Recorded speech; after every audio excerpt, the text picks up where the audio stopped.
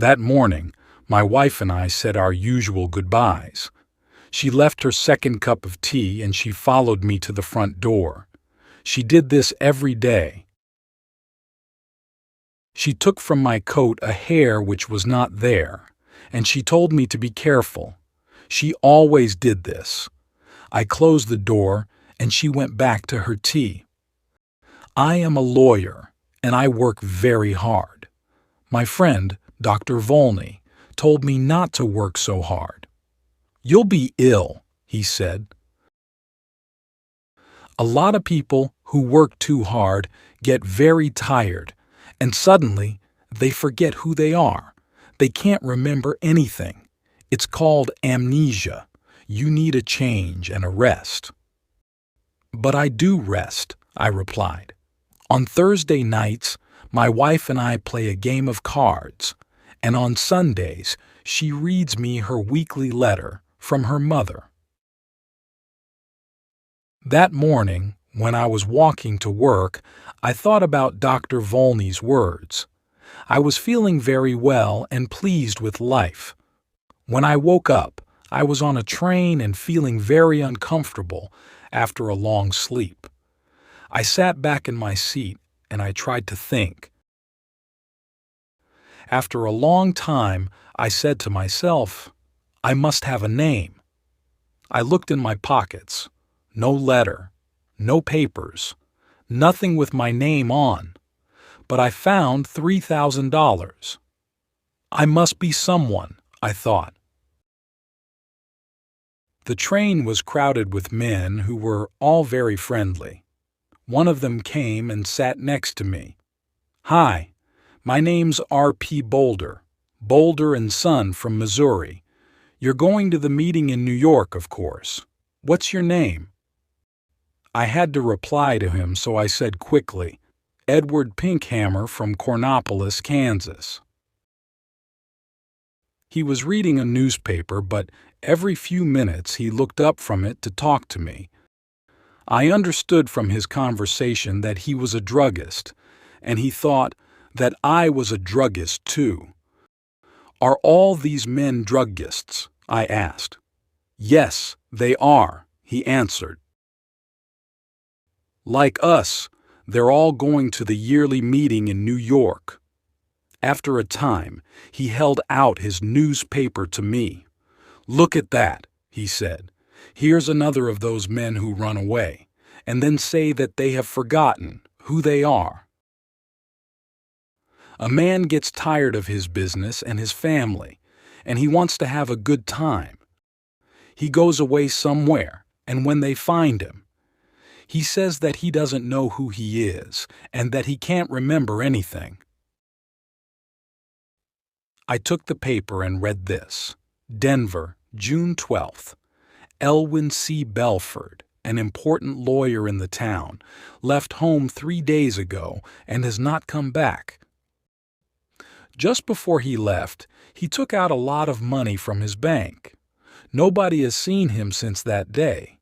He is a quiet man who enjoys his work and is happily married. But Mr. Belford works very hard, and it is possible that he has amnesia. "But sometimes people do forget who they are, Mr. Boulder," I said. "Oh, come on," Mr. Boulder answered. "It's not true, you know.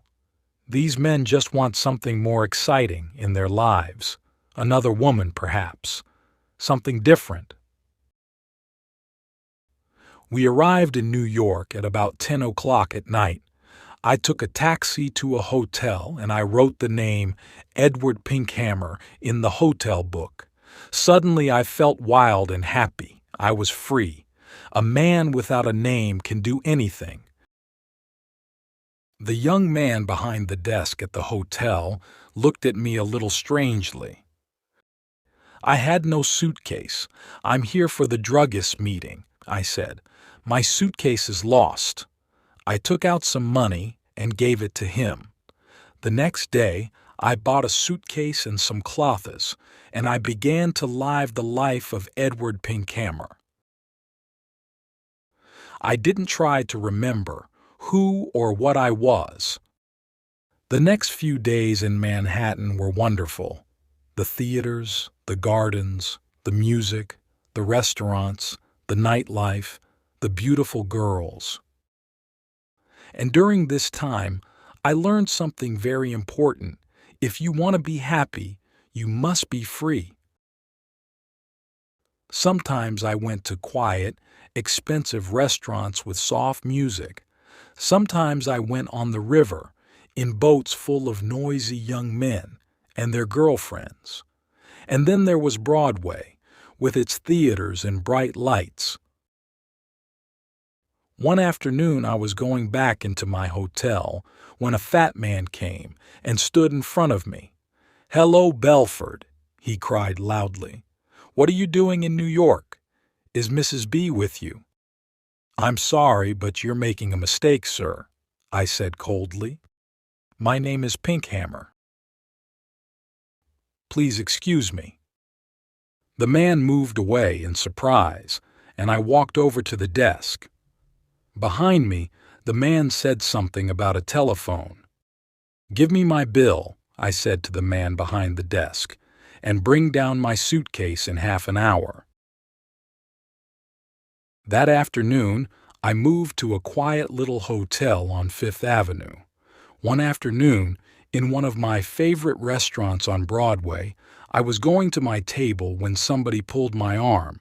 "Mr. Belford," a sweet voice cried. I turned quickly and saw a woman who was sitting alone.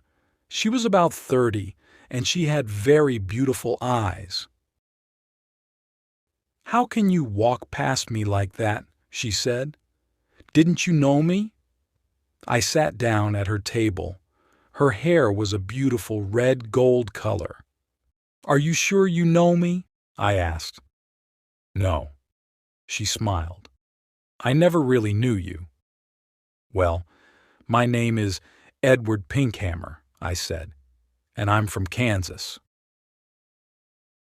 "So, you haven't brought Mrs. Belford with you then," she said, and she laughed. "You haven't changed much in 15 years, Elwyn." Her wonderful eyes looked carefully at my face. "No," she said quietly, "you haven't forgotten. I told you that you could never forget." "I'm sorry," I answered, "but that's the trouble. I have forgotten. I've forgotten everything." She laughed.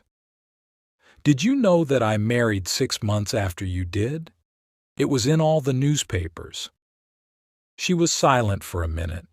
Then she looked up at me again. "Tell me one thing, Elwyn," she said softly. "Since that night 15 years ago, can you touch, smell, or look at white roses and not think of me?" "I can only say that I don't remember any of this," I said carefully. "I'm very sorry." I tried to look away from her. She smiled and stood up to leave. Then she held out her hand to me and I took it for a second. "Oh yes, you remember," she said, with a sweet, unhappy smile. "Goodbye, Elwyn Belford." That night I went to the theater, and when I returned to my hotel, a quiet man in dark clothes was waiting for me.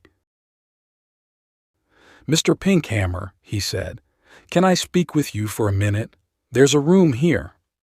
I followed him into a small room. A man and a woman were there. The woman was still beautiful, but her face was unhappy and tired.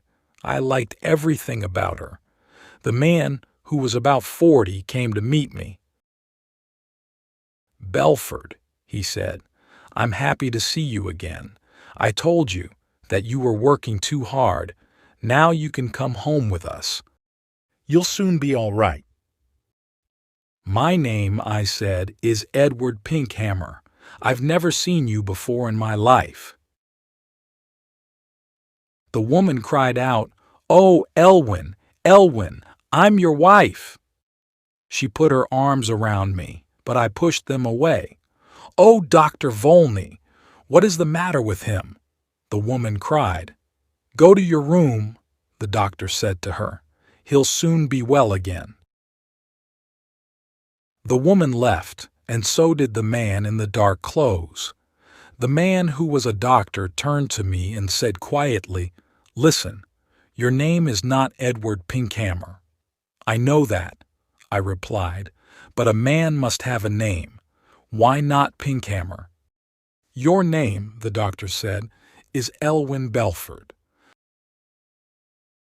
You are one of the best lawyers in Denver, and that woman is your wife." "She's a very fine woman," I said after a minute. "I love the color of her hair." "She's a very good wife," the doctor replied. "When you left 2 weeks ago, she was very unhappy." Then we had a telephone call from a man who saw you in a hotel here. "I think I remember him," I said. "He called me Belford." "Excuse me, but who are you?" "I'm Bobby Volney. I've been your friend for 20 years, and your doctor for 15 years. Elwyn, try to remember." "You say you're a doctor," I said. "How can I get better? Does amnesia go slowly or suddenly?" "Sometimes slowly, sometimes suddenly." "Will you help me, Dr. Volney?" I asked. "Old friend," he said. "I'll do everything possible." "Very well." "And if you're my doctor, you can't tell anybody what I say?" "Of course not," Dr. Volney answered. I stood up. There were some white roses on the table. I went over to the table, picked up the roses and threw them far out of the window. Then I sat down again. "I think it will be best, Bobby," I said, "to get better suddenly. I'm a little tired of it all now. Go and bring my wife Marion in now." "But, oh, doctor," I said with a happy smile. "Oh, my good old friend, it was wonderful.